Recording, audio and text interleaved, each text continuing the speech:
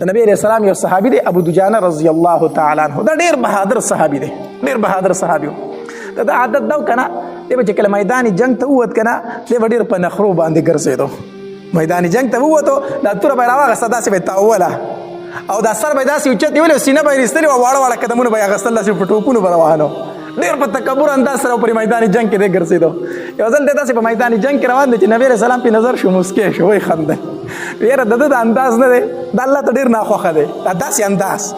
داسې انداز الله ته ډېر زیات ناخوښه دی خو په میدان جنگ کې ګورې نه په میدان جنگ کې الله داسې انداز وي خوښوي وی نور دا د تکبر انداز دی الله یې نه خوښوي الله د تکبر اندازو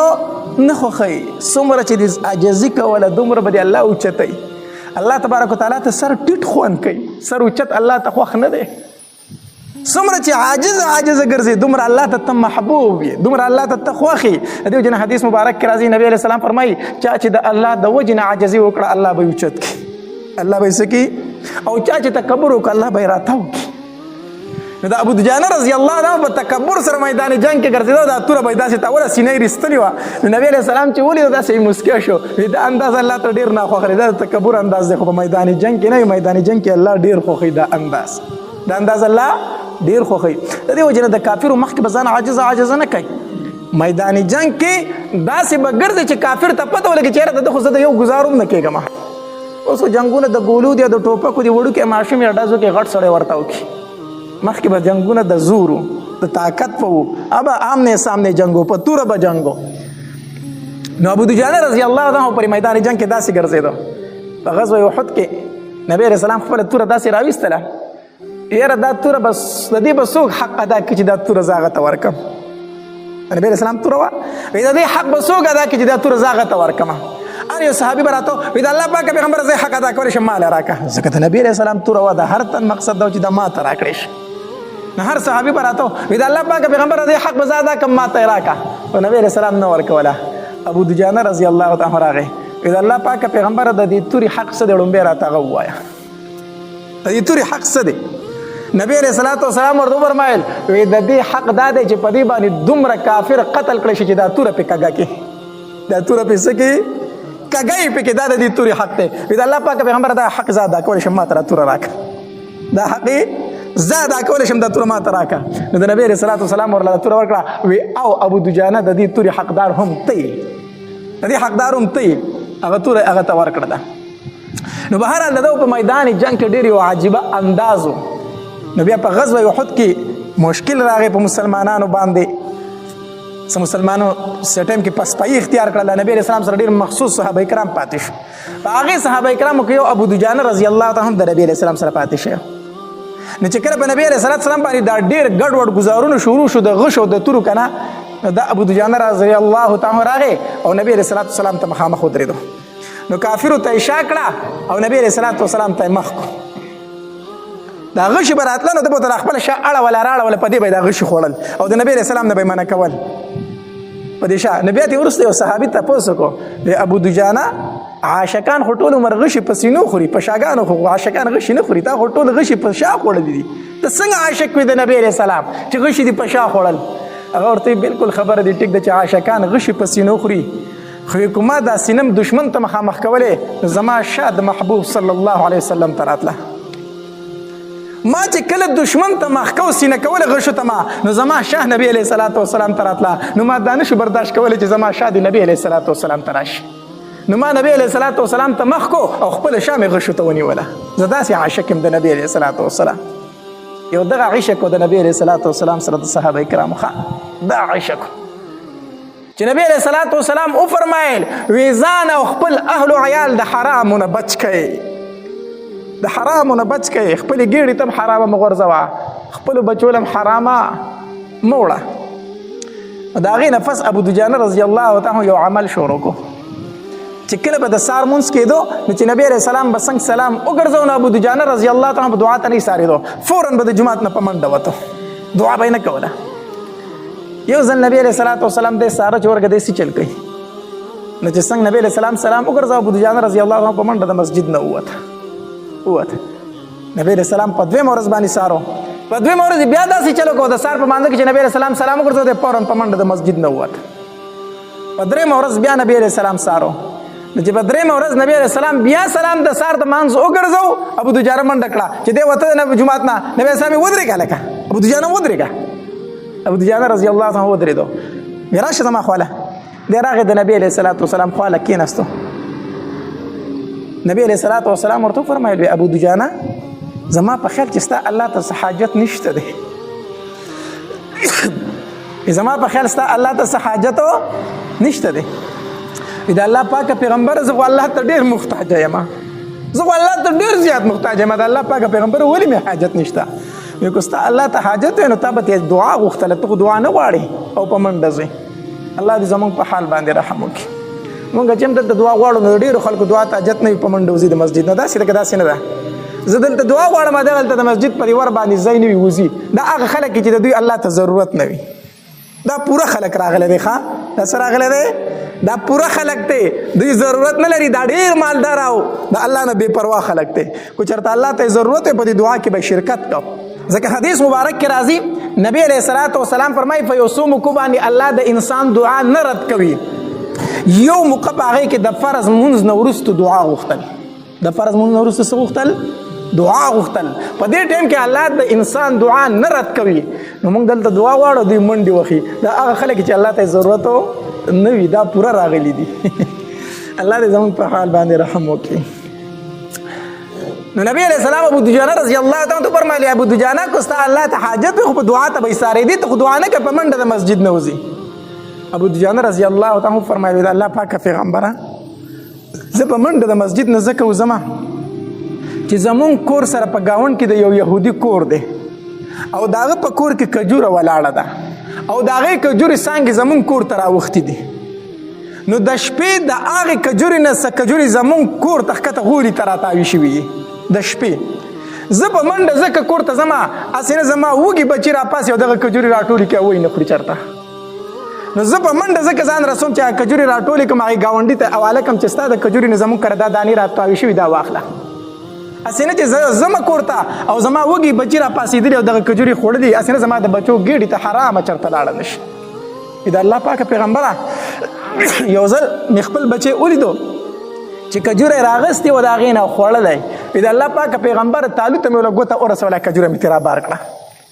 ځکه زما بچی په جړا شو نور بچی مې راته هم په جړا شو ما وی چې بچو جاړی مه خفه کېږئ ما زه دا نه غواړم چې ابو دجانه په میدان محشر کې د غل په نوم سره وبللی شي په میدان محشر کې ابو دجانه د چا په نوم وبللی شي د یو غل په نوم باندې وبللی شي د پردی کجوري پټې کړې وي خپلې بچو له یې ورکړې وي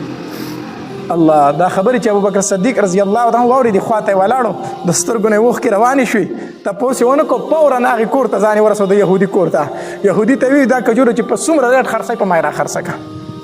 هغه په دوچن دی په ډېر ګران ریټ باندې هغه کجوره خرڅه کړه او واپس راغی وی ابو دجانه اوس دې بچو ته دغه کجوره ورکوه چې خوري ما تا دپاره واغېستله ما ستا دپاره واغېسته دا نبي علیه السلام سره مینه وه دا د نبی علیه السلام سره محبت و دا د نبی علیه السلام سره عشق و چې نبی علیه السلام وفرمایل د حرامو نه ځان وساتئ بیا سوال نه پیدا کېږي چې د هغې صحابي هغې ماشوم به چې ګېډې ته چېرته حرامه تلي مونږ هم وایو زمونږ د نبی علیه السلام سره څه ده مینه ده محبت دی عشق دی صرف د خولې خبرې دي یقین په الله وکړه الله دې رحم وکړه ډېر کم داسې به یو چې مونږ د زړه نه لګیا یو الله دلته به مونځ وکړو لکه مونځ خو پرېږده وه اکثر په جومات کې په غیبت باندې لګیا یو داسې ده که داسې نه ده زه ستاسو له ټولو دا خبرې اورم زه ښکته کمره کې ناست یم ښه بره به ناست یې په بل باندې خو به خبرې راغښتې عجیبه انسانان یې په جومات کې ناست یې غیبت په کوئ په چغه چغه لګیا یې ما د کتاب کتو ته پکې هم پرې نه دی په جومات کې به ناست یو غیبت په کو پلان کې داسې او پلان کې داسې پلان کې داسې او پلان کې داسې الله نه یاره وکړه په مسجد کې ناست دی غیبت کوي دا ته څه کوي دلته به فرض مونځ وکړو بار ته به بیا لاړ شو چغلي به کوو دلته به مونځ وکړو چې پټي ته لاړ شو نو کوشش کوم چې پوله لګوو چې ځان ته یو انچه دوه ځای سیوا کړمه دلته به مونځ کوم دلته به روژې کوم او دلته مې اکثر تسبیح په لاس کې او په چغلو باندې سر یم په لمسو باندې سر داسې پکې شته که نه داسې پکې که نه تسبیح اړو دا درز مو ورکړی په لمسو باندې چې دوه تنه به څنګه جمع کومه صحیح ده که نه دلته به د خور عیسه وخورمه خور له به حصه نه ورکوم د خور حصه به وخوري هلته به ځان ته اوچت اوچت نعتونه لګولې چې مدینې ته لاړې او ارمان مې دی په زړه باندې صحیح ده که نه خور له به حصه څه ورکوم خور له به دا حصه ورکوم چې عمرې لی بوځمه دا نوی دغه راوتی دی ښه دا نوی پروګرام راوتی دی نن سبا خویندو له حصه ورکول څه دي په خور باندې د 2 لکو روپو عمره کول عمره به پرې وکړم بس د حصې نه خلاص شومه خویندې وایي زه د عمره را باندې وکړه ته ما لاس دې سپېره نه راکوله خو زه د عمره وکړه دا هم ښه ده نو په عمرو نه خلاصېږي په حجونو نه خلاصېږي چې زه به په خور باندې عمره وکړم او بس زه به خلاص شم زه به په خور باندې حج وکړم خلاص به شم هلته به ما ته په بیت الله شریف کې دعاګانې وکړي دعاګانې درته کوي د سره نه قبلېږي ستا په ګېډه کې حرامه پرته ده خو دا خور وایي الله وایي بخه خو الله فرمایي وایي ستا حصه یې خوړلې او ته پرې ناراضه یې څنګه یې وبخمه ستا حصه یې خوړلې او ته پرې ناراضه یې څنګه یې وبخمه داسې راوتی دی عمرو ده که نه دا راوتی دی ښه دا هم د نبي علیه السلام سره مینه ده صحیح شو که نه حاجي صاحب به ورته ویلی کېږي امیر صاحب به ورته ویلی کېږي مولي صاحب به ورته ویلی کېږي دلته به یې د خور حصه خوړلي او زیات نیکعمله به هغه چې په خور باندې عمره وکړي نور رانه څه غواړي عمره مې پرې وکړه که نه دا حصه ورته جدا که ورې ولکه کاپې عمرې کوي کو حجونه کوي خپل خاوند لی ورکوي دا بعضې پکې وایي زه یې ورله ورکوم خو وایي دا ما ته پته ده هغې دله نه یې ورکوي خاوند یې یادوي خور له حصه ورکوم خو خاوند یې دله دی وایي هغه نه یې ورکوي لکه نه دا تا ته چې پاتې شوي ته یې چاله ورکوي ته یې د بچو له ورکوي که نه ورکوي ته یې د ښځې له ورکوي که نه ورکوي نو د هغې هغه خاوند نه دی هغه له به یې نه ورکوي چا له به یې ورکوي هغه خاوند دی هغه بچي دي هغې له به یې ورکوي ولې تا له واپس درکړي څوک دا د نبی علیه الصلاة والسلام سره مینه نه ده دا د نبی علیه الصلاة والسلام سره عشق نه دی دا مسلمانی نه ده دا د خولې مسلمانی ده دا د خولې مسلمانی ده د نبی علیه الصلاة والسلام سره حقیقي مینه او حقیقي عشق د صحابه کرامو هغه مینه وه هغه عشق و که په حجونو باندې یوازې څوک خلاصېدی نو ابو جهل 50 حجونه کړي دي په عمرو باندې یوازې څوک خلاصېدی نو دغې کافرو زموږ نه زیاتې عمرې کړي وي نه په حج خلاصېږي نه په عمره خلاصېږي هله چې کله په ګېډه کې د حرامه نه وه په ګېډه کې د حرامه پرته ده بیت الله شریف ته ولاړې والله ته چغې وایي الله ما معاف که الله ما معاف که الله ما معاف که الله فرمایي نه دې معاف کوم په دې بدن چې دې دا کم احرام اچولی دا دې په حرامو اغوستی دی دا دې په حرامو اغوستی دی ومطعمه حرام ومشربه حرام وملبسه حرام فانا یستجاب لذلک خوراک ته د حرامو سکاک ته د حرامو لباس ته د حرامو د کوم طرف ستا دعاګانې زه قبول کړم نو که د بیت الله سره ولاړې که نه نو دا ستا د قبولیت نښه نه ده